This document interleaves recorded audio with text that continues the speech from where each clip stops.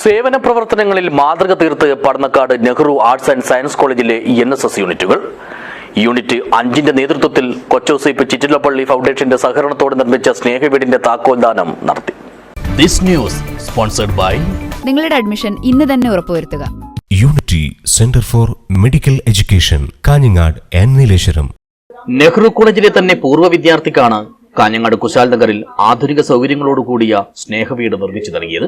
NSS സംസ്ഥാന officer doctor RN Ansar വീടിന്റെ താക്കോൽദാനം നിർവഹിച്ചു. ഇന്ന് ഈ മാറ്റുന്ന വീട് ഒരുപക്ഷെ NSSന്റെ ഏറ്റവും വലിയ ജീവകാരുണ്യ പ്രവർത്തനത്തിൽ ഒന്നാണ്. ചിറ്റിലപ്പള്ളി ഫൗണ്ടേഷന്റെ സഹായത്തോടുകൂടി തന്നെയാണ് നമ്മളത് പൂർത്തീകരിക്കുന്നത്.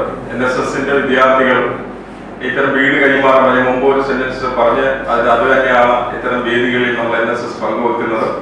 കേവലം ഒരു വലിയ ജീവകാരുണ്യം പറഞ്ഞ് കിട്ടുന്ന വ്യക്തിയെ സംബന്ധിച്ചും നമ്മൾ പൊതുസമൂഹത്തെ സംബന്ധിച്ചും ഏറ്റവും വലിയ ഒരു അർത്ഥവത്തായ മാതൃകാ പ്രവർത്തനമാണ് കാഴ്ചവെക്കുന്നത്. അറിയപ്പെട്ട വ്യക്തികൾ വിദ്യാർത്ഥികൾ ഉണ്ടെങ്കിൽ അവർക്ക് തന്നെ കൊടുക്കണമെന്ന് NSS പഠിപ്പിക്കുന്ന അങ്ങനെ തന്നെയാണ്. ഇതില് കൂടെ പറഞ്ഞത് അതല്ലാത്ത ഒരു ലക്ഷ്യം NSS മുന്നോട്ട് വെക്കുന്നുണ്ട്. ആ ലക്ഷ്യം കൈവരിച്ച ഒരു യൂണിറ്റ് ആയിട്ട് തന്നെയാണ് കണക്കാക്കുന്ന കാര്യം. ഓരോ വിദ്യാർത്ഥികളും ഇന്നത്തെ കാലഘട്ടങ്ങളിൽ നമ്മളുടെ വിദ്യാഭ്യാസത്തിന്റെ ലക്ഷ്യം പൂർണ്ണമാവണമെങ്കിൽ തീർച്ചയായിട്ടും നമ്മൾ ഇത്തരം നമ്മളുടെ സാഹചര്യങ്ങൾ. ചടങ്ങിൽ college principal doctor T Dineshan അധ്യക്ഷനായി.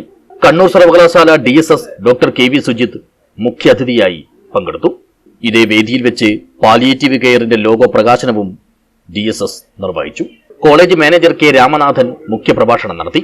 College administrative officer doctor KV Murali, IQAC coordinator doctor V Vijayakumar, NSS programme officer doctor C Jnaneshwari, junior superintendent Vinod Kumar, college union chairman TV Adithyan എന്നിവർ സംസാരിച്ചു.